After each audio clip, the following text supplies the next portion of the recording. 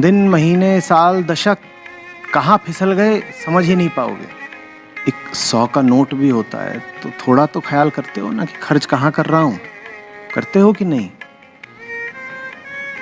जिंदगी की कीमत 100 के नोट से भी कम है क्या कि उसका ख्याल ही नहीं करते कहाँ खर्च कर रहे हो। समय कम है, खोजना बहुत है।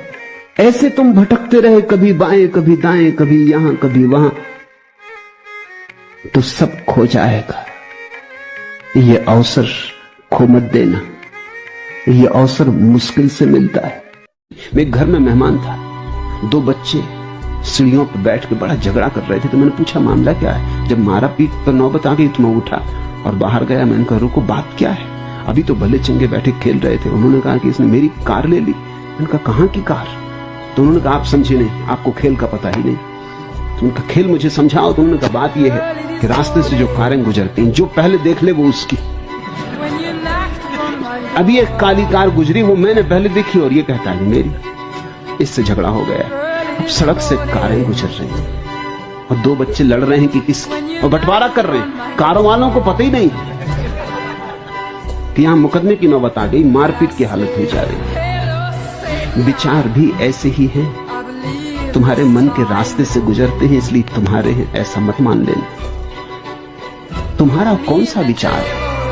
जैन घर में पैदा हो गए, माँ बाप ने कहा तुम जैन हो, एक कार गुजरी, तुमने पकड़ी कि मेरी।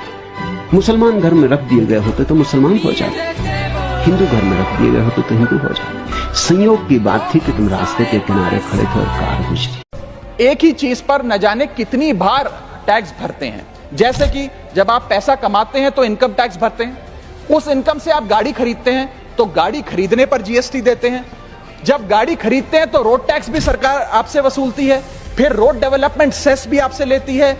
अब आप मोटर इंश्योरेंस भी कराएंगे गाड़ी का तो उस पर भी जीएसटी लेती है, और उसके बाद आप जब पेट्रोल या डीजल भरवाएंगे उस पर भी सेस और वैट लेती है, और अंत में जब आप अपनी गाड़ी को सड़क पर चलाएंगे तो टोल टैक्स के नाम पर जनता से पैसा वसूलती है। इतने सारे टैक्सेशन ओवरलोड कर हम इस देश के आम आदमी का खून चूस रहे हैं।